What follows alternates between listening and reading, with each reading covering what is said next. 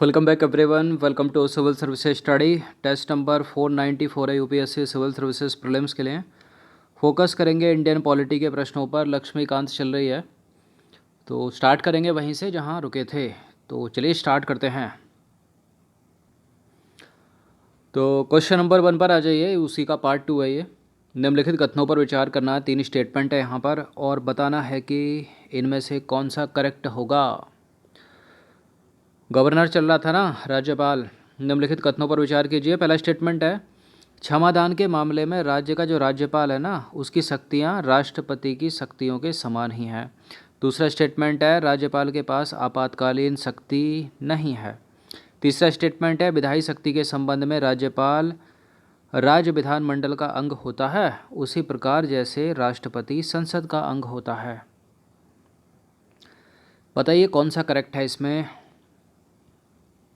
क्षमादान के मामले में राज्यपाल एवं राष्ट्रपति की शक्तियां एक समान नहीं हैं। पहले ही ब्लंडर है, पहले ही गलत है, क्योंकि राज्य का राज्यपाल किसी भी व्यक्ति की सज़ा की, जो मृत्युदंड की सज़ा होती है, उसको माफ़ नहीं कर सकता, लेकिन राष्ट्रपति जो होते हैं वो कर सकते हैं। तो पहला एलिमिनेट कर दीजिए, जहाँ जहाँ पर है उसका आंसर। इसका आंसर 2 और 3 हो जाएगा, पर सी हो जाएगा। बाकी राज्यपाल के पास आपातकालीन शक्ति है ही नहीं। आपातकालीन शक्तियाँ कौन सी होती हैं, जैसे 352 हो गई, और कौन सी हो गई 357 हो गई, और तीसरी कौन सी है 360। ये सारी की सारी किसके पास हैं, ये तो राष्ट्रपति के पास है ना। तो करेक्ट है दूसरा स्टेटमेंट, तीसरा भी करेक्ट है, ये पहला वाला गलत है। तो इसका आंसर हो जाएगा 2 और 3। तो कथन एक सही नहीं है, क्योंकि संविधान के अनुच्छेद 72 के तहत राष्ट्रपति को क्षमादान की शक्ति है, और जबकि राज्यपाल को अनुच्छेद 161 के तहत क्षमादान की शक्ति है। दोनों के अनुच्छेद अलग अलग। और राष्ट्रपति जो है वो मृत्युदंड को क्षमा कर सकता है, किंतु राज्यपाल को यह शक्ति प्राप्त नहीं है। वो किसी के मृत्युदंड की सज़ा को क्षमा नहीं कर सकते राज्य के राज्यपाल। अन्य सभी मामलों में राज्यपाल की जो शक्तियाँ हैं वो राष्ट्रपति के समान ही होती हैं, जैसे परिहार करना, प्रविलंबन करना, ये सब बताया था ना पहले। क्वेश्चन नंबर 2 पर आ जाइए। किसी राज्य के राज्यपाल की विधायी शक्तियों के संदर्भ में विचार कीजिए। पहला स्टेटमेंट है, राज्यपाल राज्य विधानसभा को आहूत कर सकता है, सत्रावसान कर सकता है, लेकिन भंग नहीं कर सकता। राज्यपाल राज्य विधानसभा की बैठकों को स्थगित कर सकता है। राज्यपाल नवनिर्वाचित विधानसभा के प्रथम सत्र में अभिभाषण करता है। राज्यपाल वार्षिक बजट को राज्य विधानसभा के समक्ष रखवाता है। उपरोक्त में से कौन से स्टेटमेंट करेक्ट है, नीचे दिए गए कोड की सहायता से सही उत्तर का चयन कीजिएगा। देखिए, राज्यपाल राज्य विधानसभा को आहूत कर सकता है, करेक्ट है। सत्रावसान कर सकता है, करेक्ट है, लेकिन भंग भी तो कर सकता है, वो विघटन भी कर सकता है, गलत है पहला स्टेटमेंट। उसी प्रकार कर सकता है जैसे सेंट्रल में करता है राष्ट्रपति, दूसरा वाला करेक्ट है। राज्यपाल राज्य विधानसभा की बैठकों को स्थगित कर सकता है, नवनिर्वाचित विधानसभा के प्रथम सत्र में अभिभाषण कर सकता है, वार्षिक बजट को राज्य विधानसभा के समक्ष रखवाता है। तो इसका आंसर फर्स्ट को एलिमिनेट कर दीजिए जहाँ जहाँ पर है। तो इसका आंसर क्या हो जाएगा 2, 3 और 4, फिर से ऑप्शन नंबर सी। तो कथन एक सही नहीं है, क्योंकि राज्यपाल समय समय पर सदन या किसी एक सदन का सत्रावसान कर सकता है एवं विधानसभा का विघटन कर सकता है, यानी भंग कर सकता है। ऐसा कहाँ लिखा है, भारतीय संविधान के अनुच्छेद 174 के 2 में। नेक्स्ट क्वेश्चन है, क्वेश्चन नंबर 3 है, राज्य का राज्यपाल निम्नलिखित में से किस परिस्थिति में अध्यादेश जारी कर सकता है। अध्यादेश जारी करने की शक्ति राज्य के राज्यपाल के पास भी है और है भारत के राष्ट्रपति के पास भी। इनके अनुच्छेद भी याद रखिए, पिछले टेस्ट में बता रखा है इसके पार्ट 1 में। पहला स्टेटमेंट है, जब केंद्र सरकार उसे ऐसा करने के लिए कहेगी तब वो राज्य में अध्यादेश जारी करेगा। जब भी न्यायपालिका ऐसा करने के लिए कहेगी, सलाह देगी, तब करेगा।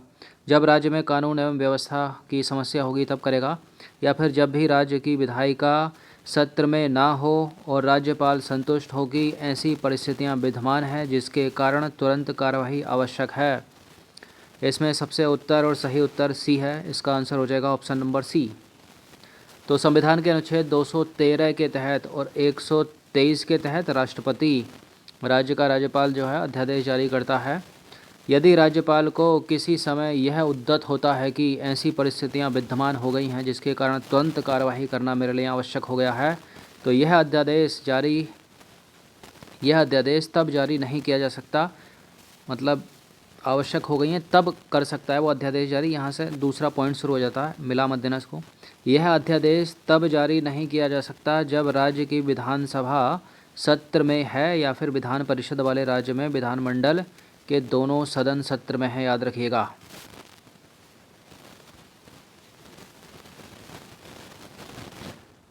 क्वेश्चन नंबर 4 पर आ जाइए। इनमें से किन प्रतिवेदनों को राज्य का राज्यपाल राज्य की विधानसभा के समक्ष प्रस्तुत करता है? नियंत्रक एवं महालेखा परीक्षक के वार्षिक प्रतिवेदन, राज्य लोक सेवा आयोग के प्रतिवेदन, राज्य वित्त आयोग के प्रतिवेदन। तो ये तो उसी तरह से कार्य हो गए ना, जैसे सेंट्रल में हो गया नियंत्रक एवं महालेखा परीक्षक, वहाँ पर लोक सेवा आयोग हो गया, यहाँ राज्य का लोक सेवा आयोग है, वहाँ केंद्र का वित्त आयोग है, यहाँ राज्य का वित्त आयोग है। तो ये तो सारे के सारे काम है उसके। उपरोक्त डी हो जाएगा इसका आंसर 1 2 3। तो उपरोक्त सारे के सारे सही हैं। संविधान के अनुच्छेद 243A में राज्य वित्त आयोग के संबंध में उपबंध किया गया है और इसकी नियुक्ति राज्यपाल द्वारा की जाती है और राज्यपाल राज्य वित्त आयोग की रिपोर्ट को राज्य के विधानमंडल के समक्ष रखवाता है। संविधान के अनुच्छेद 315 में उपबंध किया गया है कि प्रत्येक राज्य के लिए एक लोक सेवा आयोग होगा और संविधान के अनुच्छेद 323(2) के तहत राज्यपाल राज्य लोक सेवा आयोग के प्रतिवेदनों को राज्य के विधानमंडल के समक्ष रखवाएगा। बात करें नियंत्रक एवं महालेखा परीक्षक की, तो अनुच्छेद 148 में उसका प्रावधान है और अनुच्छेद 151(2) के तहत राज्यपाल जो हैं वो नियंत्रक एवं महालेखा परीक्षक के प्रतिवेदनों को राज्य के विधानमंडल के समक्ष रखवाएगा। क्वेश्चन नंबर 5 पर आ जाइए। राज्य के राज्यपाल या गवर्नर, एक ही बात है, द्वारा कोई विधेयक राष्ट्रपति के विचारार्थ आरक्षित किया जाता है तो क्या होगा? विधेयक आरक्षित कर सकते हैं ना राज्य के राज्यपाल राष्ट्रपति के लिए। राज्य का राज्यपाल राष्ट्रपति में है क्या? केंद्र सरकार का तो प्रतिनिधि है ना, कि अगर कोई दिक्कत होगी तो सेंट्रल गवर्नमेंट को सूचित करेगा राष्ट्रपति को कि भाई दिक्कत हो रही है यहाँ पर, ये जो है यहाँ के मुख्यमंत्री, ये यहाँ की विधानमंडल मंत्री परिषद संवैधानिक प्रावधानों को जो है लागू नहीं कर पा रही है, असमर्थ हो रही है, इसलिए जल्दी से राष्ट्रपति शासन लगाइए, अनुच्छेद 356 यहाँ पर फेंक कर मारिए। तो पहला स्टेटमेंट है विधेयक पर अनुमति रोक सकता है, तो ये उस विधेयक की बात हो रही है जो राज्य का राज्यपाल राष्ट्रपति के विचार के लिए आरक्षित करता है, खुद के लिए नहीं, याद रखिएगा। पहला स्टेटमेंट है विधेयक पर अनुमति दे सकता है राष्ट्रपति, अगर कोई विधेयक राज्य का राज्यपाल राष्ट्रपति के विचार के लिए आरक्षित कर सकता है तो करता है। तो दूसरा स्टेटमेंट है विधेयक पर अनुमति दे दे, पहला है विधेयक पर अनुमति रोक ले। आगे है राज्यपाल को निर्देश देगा कि विधेयक को राज्य के विधानमंडल के सदन या फिर सदनों के पुनर्विचार के लिए लौटा दे, किंतु सदन, ध्यान से सुनते रहिएगा, लौटा दिया, किंतु सदन या सदनों द्वारा संशोधन करके या बिना संशोधन के पारित कर राष्ट्रपति के समक्ष पुनः प्रस्तुत किया जाता है तो राष्ट्रपति अनुमति देने के लिए बाध्य है। ऐसा स्टेटमेंट नंबर 3 में लिख रहा है। मान लीजिए ये कोई विधेयक है, ये हो गए राज्यपाल, ये हो गए राष्ट्रपति, तो ये विधेयक राज्यपाल के पास आया, राज्यपाल ने कुछ सोचा, चलो इसको विचार कर देते हैं, मैं समझ नहीं पा रहा क्या करना है मेरे को, राष्ट्रपति के समक्ष इसको डाल देते हैं, तब बात हो रही है। और ये है राज्य की विधानमंडल या विधान परिषद, उसकी बात हो रही है, क्या क्या कर सकता है। तो देखिए विधेयक पर अनुमति दे सकता है राष्ट्रपति, करेक्ट है पहला वाला स्टेटमेंट। अनुमति रोक सकता है, रोक सकता पहले में, दे सकता है दूसरे में, इतना तो सही है। अब राज्यपाल को निर्देश देगा कि, राष्ट्रपति देगा ना निर्देश, विधेयक को राज्य के विधानमंडल के सदन या सदनों को पुनर्विचार के लिए लौटा दे। चलिए कर दिया राज्यपाल ने, ऐसा लौटा दिया, वापस लौटा दिया विधानमंडल को, किंतु सदन या सदनों द्वारा, इसने ये जो विधानमंडल था ये सदन या सदनों द्वारा संशोधन करके या बिना संशोधन करके फिर से भेजा जाता है राष्ट्रपति के पास। मतलब पहले तो राज्यपाल के पास भेजेगा ना, राज्यपाल उसको राष्ट्रपति के पास भेजेगा, फिर राष्ट्रपति क्या है, राष्ट्रपति अनुमति देने के लिए बाध्य है। तो गलत है स्टेटमेंट, बाध्य नहीं है तब भी, इस मामले में राष्ट्रपति तब भी बाध्य नहीं है। इसने केवल 1 और 2 करेक्ट होगा, यहाँ पर तीसरा नहीं होगा, उसको एलिमिनेट कर दीजिए। सही पूछा है ना, हाँ, तो ए आंसर हो जाएगा इसका। तो देखिए राज्यपाल संविधान के अनुच्छेद, तीसरा सही नहीं है, राज्यपाल संविधान के अनुच्छेद 201 के तहत राज्य के विधानमंडल के द्वारा पारित विधेयक को राष्ट्रपति के लिए आरक्षित रखता है और इस संदर्भ में राष्ट्रपति क्या क्या कर सकता है, विधेयक पर अपनी स्वीकृति दे सकता है, विधेयक पर अपनी स्वीकृति रोक सकता है। यदि राज्यपाल को निर्देश देगा कि, या राज्यपाल को निर्देश देगा कि विधेयक को राज्य के विधानमंडल के सदन या सदनों के समक्ष पुनर्विचार के लिए लौटा दे, किंतु सदन या सदन द्वारा संशोधन करके उस विधेयक पर या बिना संशोधन के पुनः फिर से भेजा जाता है राष्ट्रपति के समक्ष, तब भी राष्ट्रपति अनुमति देने के लिए बाध्य नहीं है, याद रखिएगा। क्वेश्चन नंबर 6 पर आ जाइए। राज्य के राज्यपाल द्वारा कोई धन विधेयक राष्ट्रपति के विचारार्थ आरक्षित किया जाता है तो क्या होगा? वो तो साधारण विधेयक था। कोई विधेयक का मतलब कोई विधेयक भी हो सकता है, वित्तीय विधेयक। जब इंडिकेट कर दे आपको कि धन विधेयक की बात हो रही है तब रूल बदल जाएंगे, कुछ बदलेंगे। धन विधेयक को अनुमति दे दे भाई, करेक्ट है। धन विधेयक पर अनुमति रोक ले किंतु विधेयक को पुनर्विचार के लिए वापस नहीं लौटा सकता। बिल्कुल, धन विधेयक के मामले में अनुमति रोक सकता है लेकिन पुनर्विचार के लिए वापस नहीं लौटा सकता। करेक्ट है दोनों के दोनों स्टेटमेंट, ये सी है इसका आंसर। तो धन विधेयक के संबंध में राष्ट्रपति के पास दो विकल्प होते हैं, विधेयक को अनुमति दे दे या फिर विधेयक को अनुमति रोक ले किंतु विधेयक को पुनर्विचार के लिए वापस नहीं लौटा सकता। तो दो कौन कौन से हो गए? एक तो ये हो गया इतना और एक ये हो गया इतना। ये नहीं हुआ, मतलब पुनर्विचार के लिए नहीं लौटा सकता, वो तो नहीं हुआ। तो ये वो विधेयक था तो जो राष्ट्रपति के विचारार्थ रखा जाता है, जैसे धन विधेयक, और वो था कोई भी विधेयक, मतलब साधारण विधेयक की ही बात हो रही है, कोई विधेयक का नाम आ जाए तो। क्वेश्चन नंबर 7 पर आ जाइए। राज्य के विधानमंडल के द्वारा पारित विधेयक के संबंध में राज्यपाल निम्न कदम उठा सकते हैं। अब ये जो विधेयक है ये बात हो रही है राज्यपाल के ऊपर, सारी बात टिक रही है, इसमें राष्ट्रपति के विचारार्थ की बात नहीं हो रही है। अब क्या होगा देखते हैं। पहला स्टेटमेंट है विधेयक पर स्वीकृति दे दे। इंडिकेट नहीं कर रहा कौन सा विधेयक है, कोई विधेयक, मतलब साधारण ही समझना। विधेयक को स्वीकृति दे दे, पहला स्टेटमेंट है। और विधेयक पर स्वीकृति रोक दे, दूसरा स्टेटमेंट है। तीसरा स्टेटमेंट है विधेयक को पुनर्विचार के लिए राज्य के विधानमंडल को वापस भेज दे और राज्यपाल विधेयक को राष्ट्रपति के लिए सुरक्षित रख सकता है। ये भी इसके पास विकल्प है एक। तो बिल्कुल राज्य का विधानमंडल के द्वारा पारित विधेयक के संबंध में राज्यपाल के पास जो है निम्न सारे कदम उठा सकता है। वो विधेयक पर स्वीकृति दे दे, स्वीकृति रोक ले, राष्ट्रपति के समक्ष उसको स्वीकृत कर दे, मतलब सुरक्षित कर दे, विधेयक को पुनर्विचार के लिए राज्य के विधानमंडल को वापस भेज दे। तो सारे के सारे तो करेक्ट हो गए। इसका आंसर हो जाएगा ऑप्शन नंबर डी 1 2 3, मतलब उपरोक्त सभी। तो देखिए उपरोक्त सारे के सारे कथन सत्य हैं। संविधान के अनुच्छेद 200 के तहत राज्य के विधानमंडल के द्वारा पारित विधेयक के संबंध में राज्यपाल निम्न कदम उठा सकते हैं, विधेयक पर स्वीकृति दे दे, स्वीकृति रोक दे और विधेयक को पुनर्विचार के लिए राज्य के विधानमंडलों को वापस भेज दे, किंतु राज्य के विधानमंडलों द्वारा संशोधन या बिना संशोधन के राज्यपाल के पास पुनः भेजा जाता है तो ऐसी स्थिति में राज्य का राज्यपाल उस पर अनुमति देने के लिए बाध्य है। यही सेम प्रोसेस जो है राष्ट्रपति के संबंध में साधारण विधेयक के मामले में। लेकिन यही राष्ट्रपति वाला विचारार्थ वाला विधेयक होता ना, तब यहाँ पर जो है राष्ट्रपति बाध्य नहीं थे। ये समझ जाइए इन चीज़ों को। एक और चीज़ है, राज्यपाल विधेयक को राष्ट्रपति के लिए सुरक्षित रख सकता है, इस तरह का अगर कोई है तो साधारण विधेयक।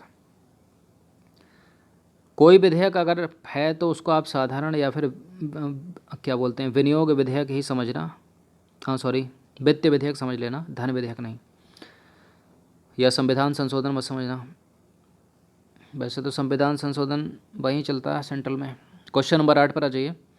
राज्यपाल के संदर्भ में निम्नलिखित कथनों पर विचार करना है। दो स्टेटमेंट है यहाँ पर, बताना है इनमें से कौन सा करेक्ट है। पहला स्टेटमेंट है राष्ट्रपति अध्यादेश का प्रयोग मंत्रिपरिषद की सलाह पर करता है लेकिन राज्यपाल की अध्यादेश जारी करने की शक्ति स्वैच्छिक है। स्वैच्छिक मतलब स्वविवेक। दूसरा स्टेटमेंट है कोर्ट मार्शल यानी सैन्य अदालत के तहत सजा प्राप्त व्यक्तियों की सजा को राष्ट्रपति संविधान के अनुच्छेद 72 के तहत और राज्यपाल संविधान के अनुच्छेद 161 के तहत माफ़ कर सकता है। देखिए जहाँ सैन्य अदालत की बात आती है, कोर्ट मार्शल की बात आती है, तो ये सारी की सारी शक्ति राष्ट्रपति के पास है। किसी स्टेट का राज्यपाल या गवर्नर कुछ नहीं कर सकता इसमें, गलत है दूसरा वाला स्टेटमेंट, एक समान नहीं है। मतलब 72 में नहीं कर सकता वो अनुच्छेद, सॉरी 161 के तहत राज्यपाल कुछ नहीं कर सकते, इसमें गलत है दूसरा स्टेटमेंट। और पहला वाला भी गलत है क्योंकि राष्ट्रपति अध्यादेश का प्रयोग मंत्रिपरिषद की सलाह पर करता है तो राज्य का राज्यपाल भी राज्य की मंत्रिपरिषद की सलाह पर जो है अध्यादेश जारी करने की शक्ति है उसके पास, ऐसा नहीं है कि स्वैच्छिक है। तो गलत है दोनों के दोनों स्टेटमेंट, सही तो कोई है नहीं, डी है इसका आंसर। तो देखिए उपरोक्त दोनों के दोनों कथन गलत हैं क्योंकि राष्ट्रपति संविधान के अनुच्छेद 123 के तहत और राज्य का राज्यपाल संविधान के अनुच्छेद 213 के तहत अध्यादेश जारी कर सकते हैं, किंतु दोनों इस अध्यादेश का प्रयोग अपनी अपनी मंत्रिपरिषद के परामर्श पर ही कर सकते हैं। उनकी अध्यादेश जारी करने की शक्ति स्वैच्छिक नहीं है किसी के भी, ना राष्ट्रपति की ना राज्य के राज्यपाल की। बात करें दूसरे स्टेटमेंट की तो राष्ट्रपति को संविधान के अनुच्छेद 72 के तहत और राज्य के राज्यपाल को संविधान के अनुच्छेद 161 के तहत क्षमादान की शक्ति है। राष्ट्रपति कोर्ट मार्शल यानी सैन्य अदालत के तहत सजा प्राप्त व्यक्तियों की सजा को माफ़ कर सकता है, किंतु राज्यपाल को यह शक्ति प्राप्त नहीं है। आगे देख लीजिए, राष्ट्रपति मृत्युदंड प्राप्त सजा को क्षमा कर सकता है, कम से कम कर सकता है, स्थगित कर सकता है या बदल सकता है, परंतु राज्यपाल को मृत्युदंड की सजा को क्षमा करने की शक्ति नहीं है। गांठ बांध लीजिए इसको, परंतु उसे स्थगित कर सकता है या पुनर्विचार के लिए कह सकता है। क्वेश्चन नंबर 9 पर आ जाइए। राज्य के राज्यपाल की विवेकाधीन शक्तियों के संदर्भ में निम्नलिखित कथनों पर विचार करना है। पहला स्टेटमेंट है, राज्यों में राष्ट्रपति शासन की सिफारिश करना, अध्यादेश प्रख्यापित करने की शक्ति यानी अध्यादेश जारी करने की शक्ति, क्षमादान की शक्ति और राष्ट्रपति के विचारार्थ किसी विधेयक को आरक्षित करने की शक्ति। कौन सा करेक्ट है इसमें? प्रश्न समझ में आया आपको? इस प्रश्न का मतलब है, ये प्रश्न ये पूछ रहा है कि निम्नलिखित में से कौन सा राज्यपाल की जो है स्वैच्छिक शक्तियां हैं। तो स्वैच्छिक के बारे में तो बात हो गई थी ना वहाँ पर। अध्यादेश जारी करने की शक्ति ना राज्यपाल की स्वैच्छिक है ना फिर राष्ट्रपति की स्वैच्छिक है, किसी की भी स्वैच्छिक नहीं है, तो गलत है स्टेटमेंट। क्योंकि विवेकाधीन का मतलब क्या है? मैं अपने विवेक से निर्णय लूँगा, मेरा स्वैच्छिक निर्णय होगा ये।